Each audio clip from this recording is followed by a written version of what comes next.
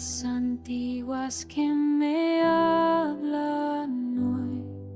He leído las mismas páginas tantas veces, pero siempre hay algo que no vi antes.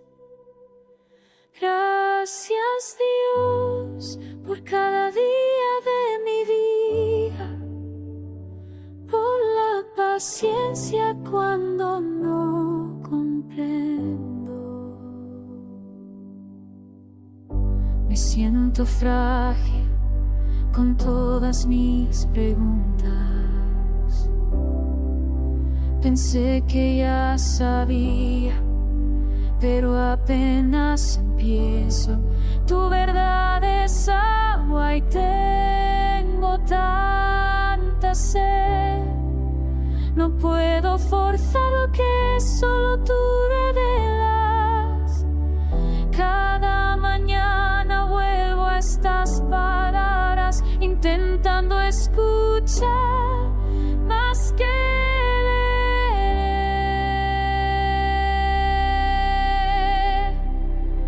No se trata de cuánto conozco, se trata de conocerte a ti.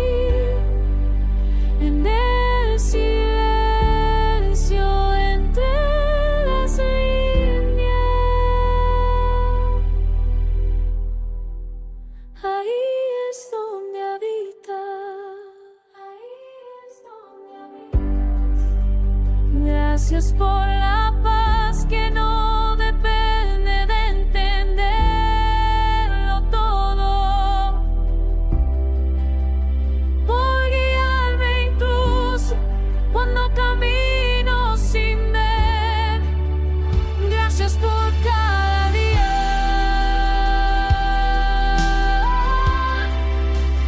por la palabra viva.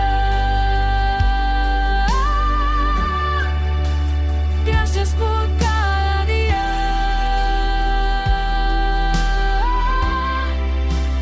por guiar mi camino. Gracias por cada día. Gracias por cada día.